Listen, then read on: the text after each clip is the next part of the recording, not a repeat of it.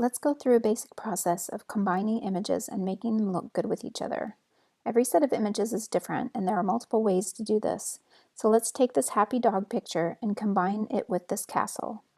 I've already gone through the process of removing the figure from the foreground of the castle using Content-Aware Fill and the Clone Stamp tool. I've also already masked the background out of the dog photo. The settings I used in the Selected Mask interface to get a decent definition in the fur area looks like this. I used edge detection and bumped up the radius to about 33 pixels. I also decontaminated the colors, which helps to remove any brightness around the edges associated with the original image background. So I have both of my images, the dog and the castle, open in Photoshop. And to copy the dog with the layer mask, I'll click on the layer itself and drag it on top of the castle tab at the top of the Photoshop interface. I'll wait until I see the castle image appear. Then I'll let go of the mouse and drop the dog on top of it. It will appear as a new layer with a mask intact. Now, the dog needs to be moved and scaled. Use the free transform tool under the edit menu, or just Command or Control T on your keyboard. As you scale the dog, it is important to hold the Shift key down to scale proportionally. If you don't hold down the Shift key, it will be distorted. You can also rotate the image using the corners. Now we need to assess the lighting, noise, and blur. The dog is too bright.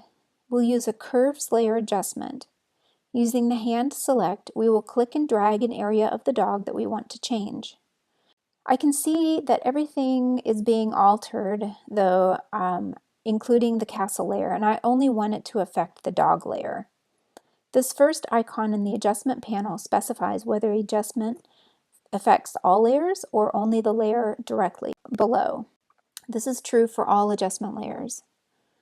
Once clicked, I see that there is now an arrow on the adjustment layer that indicates that it is only affecting the layer directly below.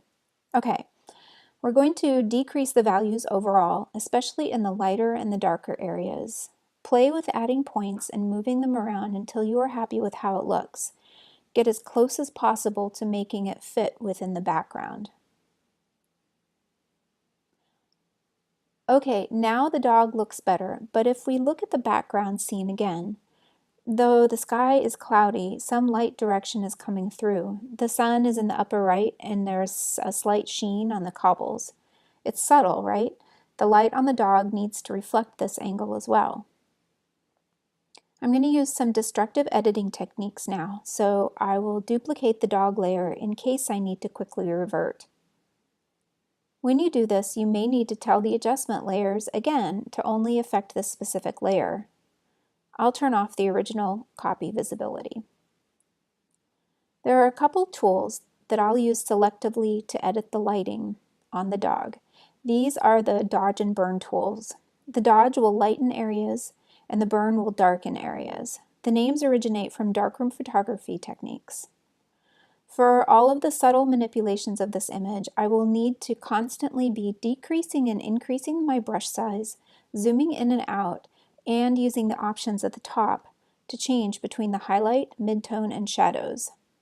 The strength of the dodge and burn tools should rarely be over 10%. It's really easy to go overboard with them. I want to burn the left side of the dog and dodge the right side, but I also want to do this sort of selectively. The left paw, for instance, should have just a touch of light as it is out a little bit from the body. The left side of the hind paw touching the cobble should be darker than the outside of that same paw, for example.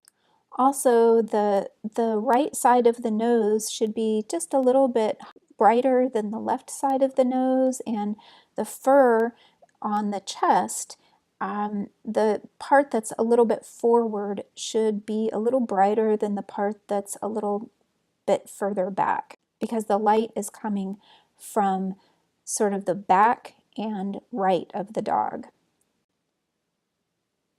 Okay, this looks better, and there is some natural variation in the lighting. The dog is still too defined relative to the background, though. If you look carefully at the cobbles, they're slightly blurry and there may be a tiny bit more noise in the image. Let's increase the noise by using the top menu filter, noise, add noise. I'll zoom into the dog's face and choose just a slight amount, maybe 2%. We can always increase it later. We can use any of the top menu filters for blur as well, but I think I want to be a bit more selective, so I'll choose the blur tool from the menu, increase the size of the brush, and decrease the strength to about 6%. First, I'll do a pass over the whole dog, and then just the left side, just to give it a little bit of natural variation. Now let's make a very subtle shadow. Again, the lighting is diffuse in the image, so the shadow will not be defined very well. So in this case, I will create a new layer between the dog and the background and paint an area that looks about right using a large soft brush and in black on the left side of the dog. And I'll change the blending mode of the shadow layer to darken and bring down the opacity to maybe around 14%.